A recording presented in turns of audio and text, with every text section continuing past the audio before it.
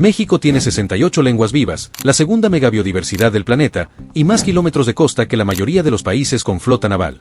Pero hay lugares dentro de sus fronteras donde los locales bajan la voz antes de responder, y donde la pregunta equivocada en el pueblo equivocado te compra un silencio que dura el resto del viaje. Pueblos que desaparecieron sin acta de defunción. Una ciudad con 10.000 habitantes en pleno desierto que hoy tiene 400. Un pueblo colonial que reaparece desde el fondo de un embalse cada vez que hay sequía, con sus calles y su catedral todavía en pie. Y lugares donde el abandono tiene nombre de empresa y firma de funcionario, pero nadie ha ido a cobrarla. Algunos vaciados por decreto. Otros por violencia que llegó una noche y no se fue. Otros por una minera extranjera que cerró un lunes y no dejó dirección de contacto. Este video no es turismo de ruinas. Es la historia de lo que queda cuando el sistema decide que un lugar ya no le sirve. Suscríbete antes de arrancar. Cuando termines, vas a ver México de una forma que la mayoría prefiere no ver. Número 17. Mineral de Pozos, Guanajuato. En 1576, los españoles llegaron a este rincón del Bajío siguiendo la misma lógica que usaron para destruir medio continente: había plata en la tierra. Fundaron Real de Minas de Nuestra Señora del Pópulo de los Pozos, y durante los siguientes 2 siglos convirtieron esa serranía árida en una de las zonas mineras más densas del virreinato. En su apogeo, a finales del siglo XIX, Mineral de Pozos tenía más de 70 minas activas, una población de casi 70.000 personas, luz eléctrica antes que muchas capitales de estado, y un sistema de haciendas con maquinaria importada de Inglaterra. Luego llegó la revolución. No fue una causa, fue la acumulación de varias. Los pozos se inundaron, los capitales ingleses y estadounidenses se retiraron, la mano de obra se dispersó hacia los frentes de batalla, y las compañías mineras extranjeras, que nunca habían tenido intención de quedarse más de lo que durara el mineral, simplemente se fueron. Sin indemnización. Sin plan de cierre. Sin nada. Para 1920, Pozos tenía menos de 500 habitantes. Hoy ronda los 4.000, muchos de ellos artesanos y restauradores que encontraron en las ruinas una oportunidad de reinvención. Las haciendas siguen rotas, pero algunos de sus techos ya tienen vigas nuevas. Las cactáceas siguen creciendo dentro de los cuartos de maquinaria. Y en el pueblo persiste una costumbre: si preguntas por las familias que tenían las minas, nadie te dice sus apellidos. Todavía. Número 16. El Real de 14, San Luis Potosí. 14 es el caso más conocido de esta lista, y aparece aquí en el número 16 precisamente para que sirva de referencia. Todo lo que viene después es menos famoso y más dramático. Fundado en 1773 sobre un filón de plata que resultó ser uno de los más ricos de toda la Nueva España, Real de 14 llegó a tener 14.000 habitantes en la primera mitad del siglo XIX.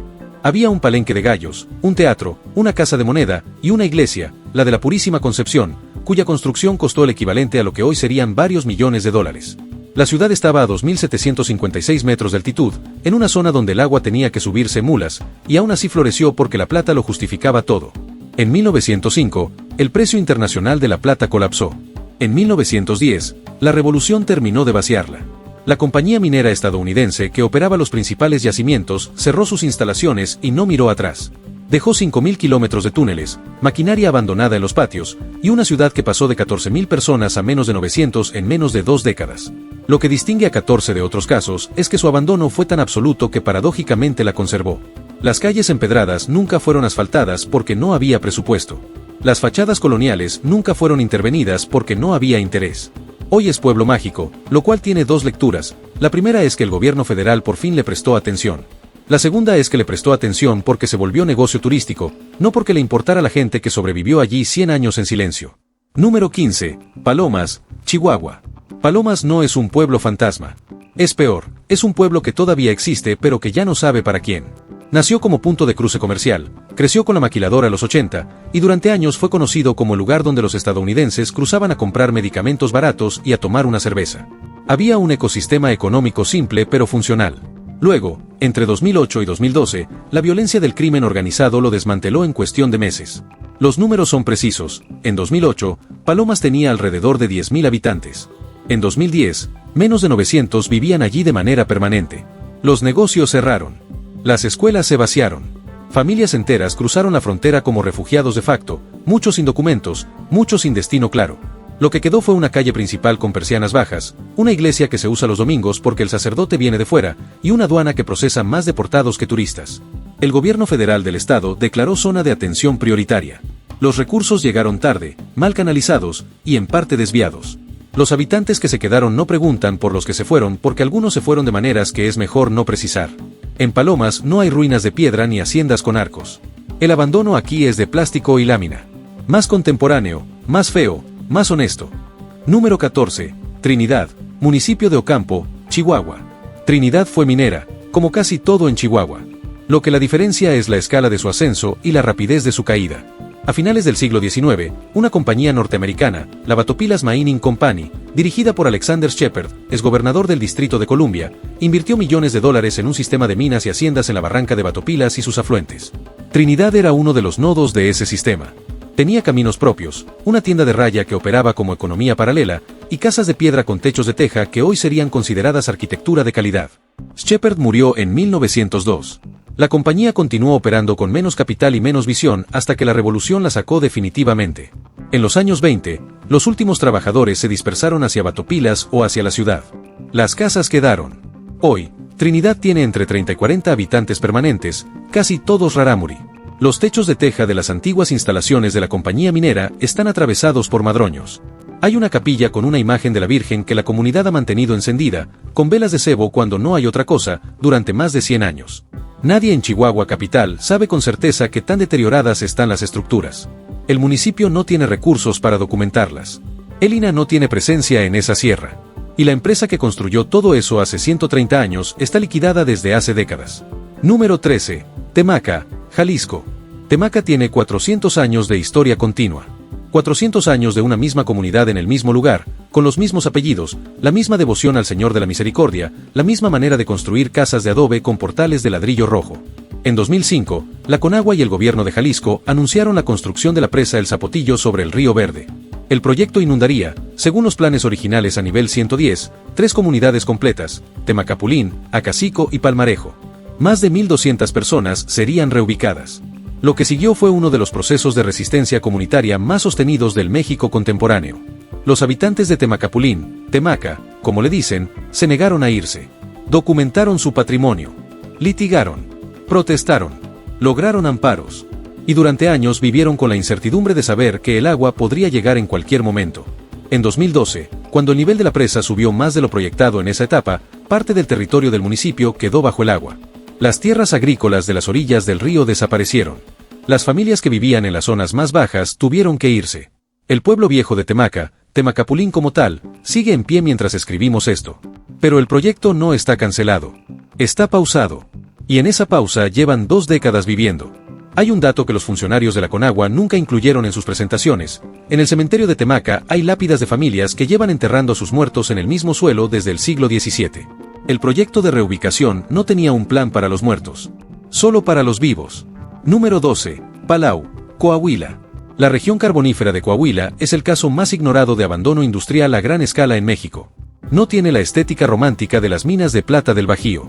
No tiene barrancas ni arquitectura virreinal. Tiene polvo negro, cielos grises, y una clase trabajadora que fue usada y descartada con una eficiencia que debería estudiarse en las escuelas de negocios como ejemplo de lo que no se debe hacer. Palau fue fundado en el siglo XX, no en el XVI. Lo fundó la industria carbonífera para albergar a sus trabajadores. Calles trazadas con regla, casas uniformes, escuela, tienda de raya, aquí llamada el almacén, y una lógica clara: el trabajador llega, trabaja, gasta su salario en la tienda de la empresa, y cuando la empresa ya no lo necesita, se busca la vida. En los años 90, Pemex y las empresas privadas que operaban las minas comenzaron a mecanizar la extracción. Cada máquina reemplazaba entre 40 y 80 trabajadores. No hubo programa de reconversión laboral. No hubo indemnizaciones equivalentes al impacto.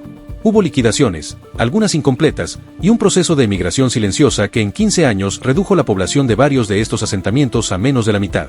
Palau hoy tiene habitantes, pero tiene el perfil demográfico de un lugar que está terminando, muchos adultos mayores, pocos jóvenes, escuelas con grupos de 8 niños donde antes había 40. Las casas de la empresa, construidas para durar 30 años, llevan 70 en pie y se están cayendo. El municipio no tiene recursos para demolerlas ni para restaurarlas. Y las minas siguen operando. Con menos gente. Con más máquinas. Con las mismas familias de siempre en los puestos directivos. Número 11. Guerrero Viejo, Tamaulipas.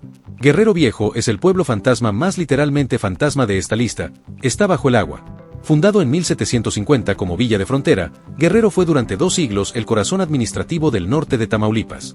Tenía catedral, palacio municipal, haciendas algodoneras y una vida cívica que sus habitantes describían con orgullo.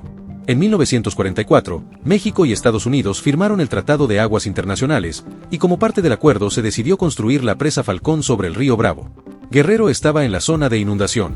A los habitantes les dieron aviso, les ofrecieron reubicación en lo que hoy es Nuevo Guerrero, y en 1953 el agua comenzó a subir. Familias que llevaban generaciones en el mismo terreno, tuvieron que elegir qué se llevaban y qué dejaban. La catedral, evidentemente, no cabía en ningún camión.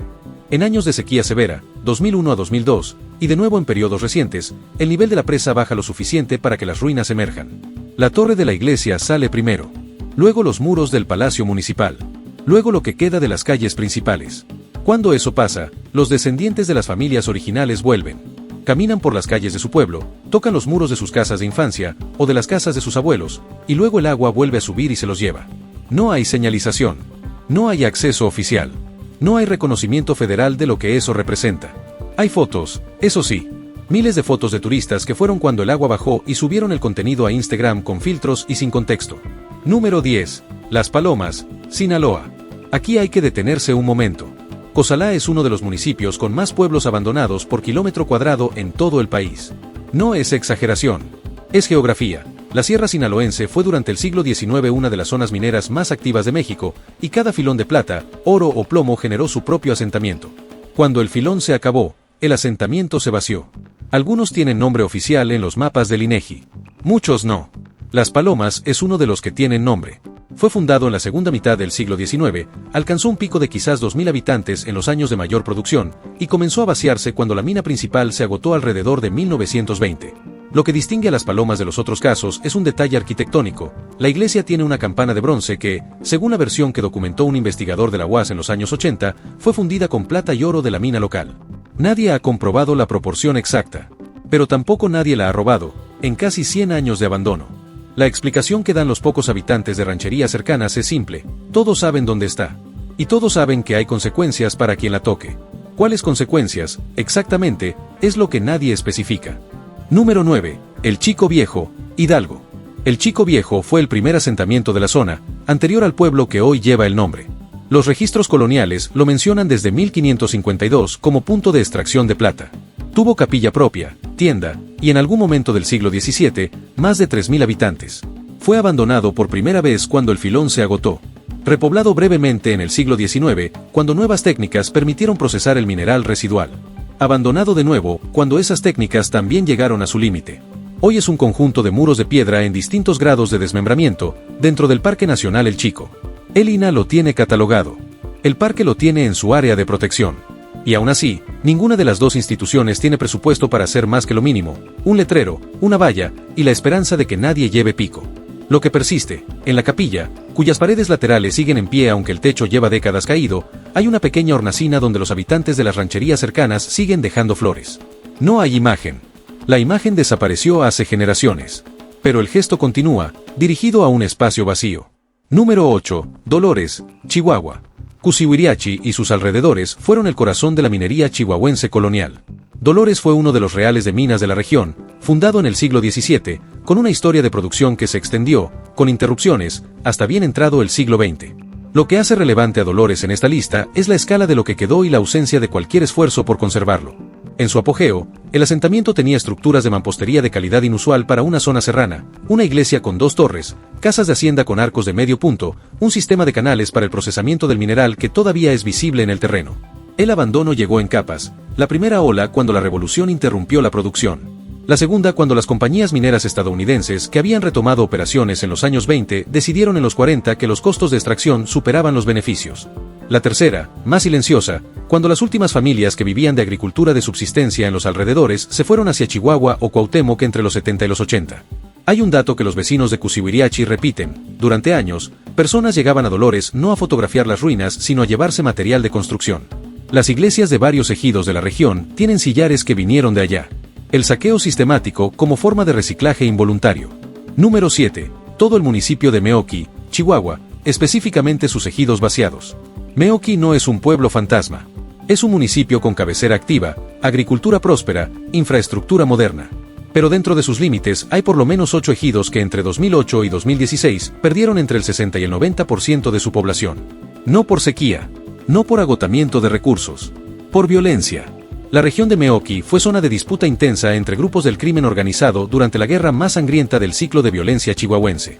Los ejidatarios, Productores de chile, algodón, nuez, llegaron una mañana a sus campos y encontraron mensajes.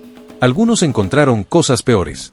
La emigración fue masiva y ocurrió en semanas, no en años. Familias que llevaban 3 generaciones en el mismo terreno salieron con lo que pudieron cargar. Algunos fueron a Chihuahua. Algunos a Ciudad Juárez. Algunos cruzaron. Sus casas quedaron. Sus animales quedaron, por unos días. Sus cultivos quedaron, hasta que alguien más los cosechó o hasta que la tierra los reclamó. Hoy, algunos ejidos han comenzado a repoblarse. Los que lo hacen no hablan de lo que pasó. No porque no lo recuerdan todo, con una precisión que debería documentarse y no se documenta, sino porque hablar tiene consecuencias que el Estado mexicano no puede ni quiere garantizar que no ocurran. Los nombres de esos ejidos los conocen los habitantes de la región. No los ponemos aquí porque hay personas vivas involucradas en esa historia, y la prudencia tiene un peso que el periodismo de entretenimiento no siempre sopesa bien. Número 6. El Triunfo, Baja California Sur. El Triunfo es el caso de Baja California Sur que todo el mundo debería conocer y casi nadie conoce. Fundado en 1748, fue durante el siglo XIX la ciudad más poblada de la península. En su momento de mayor auge, alrededor de 1878, tenía más de 10.000 habitantes. Una ciudad de 10.000 personas en el desierto sudcaliforniano, sin río permanente, sin lluvia garantizada, sin tierras agrícolas suficientes para alimentar a nadie. Todo sostenido por la plata. La infraestructura que construyeron es la que resulta verdaderamente difícil de creer. Traían agua en mulas desde la sierra, construyeron una chimenea de fundición de 50 metros de altura que todavía se ve desde la carretera, instalaron maquinaria alemana transportada en barco hasta La Paz y luego en carreta hasta la sierra, y levantaron una sala de música, sí, una sala de música, donde se presentaban compañías de ópera que venían desde la Ciudad de México o desde San Francisco. La compañía que operaba todo esto era El Progreso, S.A., con capital mayoritariamente europeo. Cuando el precio de la plata colapsó a finales del siglo XIX, El Progreso cerró operaciones. Sin aviso, sin liquidación completa de los trabajadores, sin plan de transición. En menos de 5 años, El Triunfo pasó de 10.000 habitantes a poco más de 500. Lo que quedó, la chimenea, que sigue en pie. La iglesia, restaurada. Algunas casas de hacienda en proceso de conservación. Y un músico local llamado, según la documentación del municipio, Tirso Trejo, que en los años posteriores al abandono recopiló en cuadernos manuscritos todas las partituras que había memorizado de los conciertos de la sala de música. Esos cuadernos existen. Están en manos de sus descendientes. Nadie les ha pedido que los digitalicen. Número 5. Aguascalientes, municipio de Chicomucelo, Chiapas. Chicomucelo es un municipio chiapaneco con una historia de violencia reciente que no ha terminado. En 2009 y los años subsiguientes, varios de sus ejidos fueron escenario de desplazamientos masivos vinculados al crimen organizado y, según organizaciones de derechos humanos, a conflictos relacionados con la minería a cielo abierto. La empresa Blackfire Exploration Ltd., de capital canadiense, operó una mina de barita en la región. Un activista local, Mariano Abarca, que había organizado resistencia contra la mina, fue asesinado en noviembre de 2009. La mina fue clausurada meses después. La empresa eventualmente fue objeto de denuncia en Canadá bajo el mecanismo del punto de contacto nacional. El gobierno mexicano investigó, de manera que los informes de las organizaciones describieron como insuficiente. Los ejidatarios que se desplazaron durante ese periodo no todos volvieron. Los que volvieron a una situación que los informes del Centro de Derechos Humanos Fray Bartolomé de las Casas describieron como de zozobra permanente. Los que no volvieron están en comunidades de desplazados en San Cristóbal, Comitán, y en algunas colonias de Tuxtla Gutiérrez donde nadie los ve porque nadie los busca. Aguascalientes, el asentamiento específico, es hoy una fracción de lo que fue. Sus estructuras están en pie pero vacías. Y en la región se aplica la misma lógica que en Meoqui. Preguntar por ciertas cosas tiene costos que el visitante ocasional no va a pagar, pero que los habitantes sí. Número 4. El Bordo, Guanajuato. El Bordo no aparece en casi ningún listado de pueblos fantasmas. Esto es parte del problema. Fue un asentamiento minero de mediana escala activo entre finales del siglo XIX y la primera mitad del XX. Su historia documenta un patrón que se repite con una regularidad que debería ser tema de tesis. Empresa minera de capital externo llega, extrae durante 30 a 50 años, genera una comunidad dependiente de un único recurso, ese recurso se agota o deja de ser rentable, empresa se va, comunidad colapsa. Lo específico de El Bordo es lo que ocurrió con el archivo. La empresa que operó las minas tenía un sistema de registros que incluía contratos de trabajo, mapas de los yacimientos y documentación sanitaria de los trabajadores. Cuando cerraron, ese archivo no fue entregado a ninguna institución pública. Simplemente desapareció. Los descendientes de los trabajadores, que en algunos casos tienen demandas laborales históricas sin resolver, relacionadas con enfermedades ocupacionales como la silicosis, no tienen acceso a esa documentación. Sin ella, no pueden demostrar el tiempo de servicio ni las condiciones de exposición. Sin eso, no pueden cobrar pensiones ni indemnizaciones que en teoría les corresponden. El abandono de un lugar no es solo físico. A veces el abandono más dañino es el de los papeles. Número 3. La Noria, Sinaloa. La Noria tiene un lugar en la historia de México que va mucho más allá de sus minas. Porfirio Díaz nació allí en 1830, según algunos registros, aunque Oaxaca disputa con Sinaloa incluso ese dato menor. No. Espera. Eso es Oaxaca. La Noria como pueblo de Sinaloa tiene otra historia. Es el lugar donde, en 1871, Porfirio Díaz lanzó el Plan de la Noria, su primera rebelión contra Benito Juárez. El fracaso de esa rebelión lo llevó a la clandestinidad y a una segunda intentona, el Plan de Tuxtepec, 1876, que sí funcionó y que instaló al país en 30 años de dictadura. Lo que nadie cuenta es lo que le pasó al pueblo después. La Noria minera sinaloense, que no es exactamente el mismo pueblo del Plan, pero está en la misma región y comparte parte de la historia, fue un nodo de producción de plata que funcionó de manera continua desde el siglo XVIII hasta la primera mitad del XX. Su declive no fue dramático, fue la suma de minas agotadas, un camino que el progreso decidió no modernizar, y una generación que vio que en Mazatlán o en Culiacán había más futuro que en la sierra. Hoy tiene menos de 200 habitantes permanentes. Hay una escuela telesecundaria que funciona 3 días por semana. Hay una tienda. Y hay, en el archivo parroquial de la iglesia, una colección de registros de bautismo que cubre interrumpidamente desde 1741 hasta la fecha. 280 años de nombres, fechas y padrinos, escritos a mano por sacerdotes que llegaban a pie desde Cozalá o desde Mazatlán. Nadie ha digitalizado ese archivo. Nadie lo ha respaldado. Está en papel, en un mueble de madera, en un edificio con techo de lámina, en un pueblo de 200 personas, en una sierra donde a veces llueve intensamente durante días. Número 2. Palma Sola y el corredor de rancherías vaciadas de la Mixteca Alta, Oaxaca. Aquí la escala vuelve a cambiar, y esta vez de manera definitiva. La Mixteca Alta oaxaqueña no tiene un pueblo fantasma.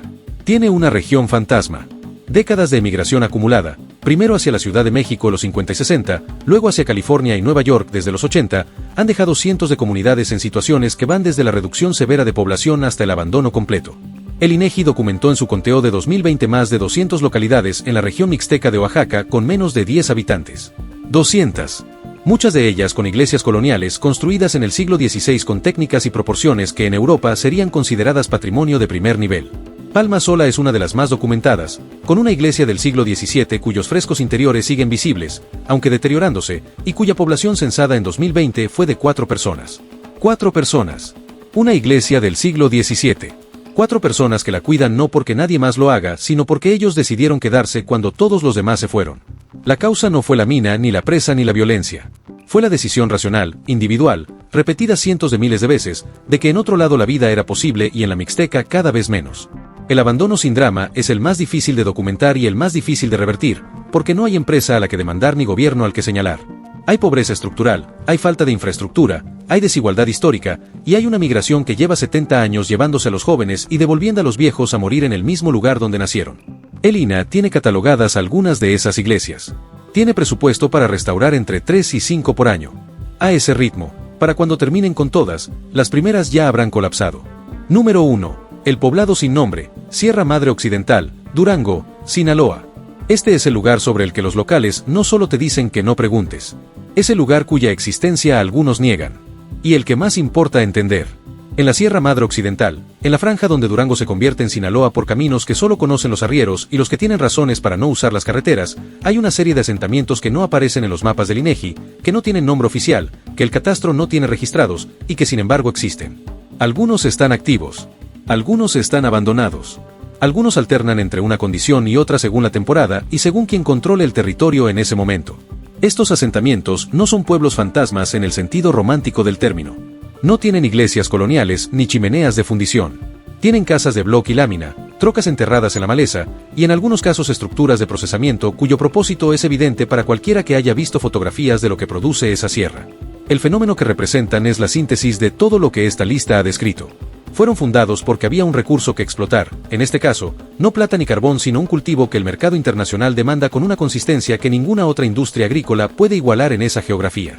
Crecieron con la misma lógica de enclave que los reales de minas del siglo XIX, economía de un solo recurso, dependencia total, sin diversificación posible. Generaron infraestructura, comunidad, y en algunos casos servicios básicos que el Estado mexicano nunca proveyó, escuelas informales, clínicas, tiendas. Y cuando el control del territorio cambió de manos, porque en esa economía el equivalente a la empresa se fue es que el grupo que controlaba la zona fue desplazado, la población se dispersó con la misma rapidez que los habitantes de Palomas o de los ejidos de Meoqui. Dejaron las casas. Dejaron los animales. Dejaron, en algunos casos documentados por periodistas que no siempre publicaron lo que encontraron, cosas que no era conveniente llevarse. ¿Quién es responsable del abandono de esos lugares? La respuesta fácil es, el crimen organizado. La respuesta completa es, el crimen organizado, más las décadas de abandono institucional que convirtieron esa sierra en territorio sin Estado, más las políticas de prohibición que crearon el mercado que hace rentable producir allí, más los gobiernos estatales que miraron para otro lado mientras convenía mirar para otro lado, más los gobiernos federales que militarizaron la región sin nunca desarrollarla, más los consumidores en California y en Texas y en Chicago que financian esa economía con una regularidad perfecta y sin consecuencias para ellos. El abandono siempre tiene culpable. En este caso, los culpables son demasiados para nombrarlos en el tiempo que queda, y algunos de ellos están muy lejos de la sierra y muy cerca del centro del poder. Ese es el número 1, no un lugar específico, sino una categoría entera de lugares. El México que no tiene nombre en el mapa porque nombrarlo costaría demasiado. Esta lista recorrió 17 lugares, no son accidentes. Son resultados de decisiones. Muchas de ellas tomadas por personas con nombre y apellido que aún aparecen en los libros de historia como constructores de México. Lo que sobrevive en esos 17 lugares no es el olvido. Es la memoria de las personas que se quedaron o que regresan, el sacerdote que sigue llegando aunque solo haya 8 feligreses, los cuadernos de partituras que nadie digitalizado, la hornacina sin imagen a la que alguien sigue dejando flores. Eso también es México. Y merece algo más que un filtro de Instagram y 48 horas de trending. Si este video te importó, compártelo con alguien que crea que México solo tiene playas y tacos. No porque ellos estén equivocados, sino porque la versión completa es más interesante, más justa y más urgente.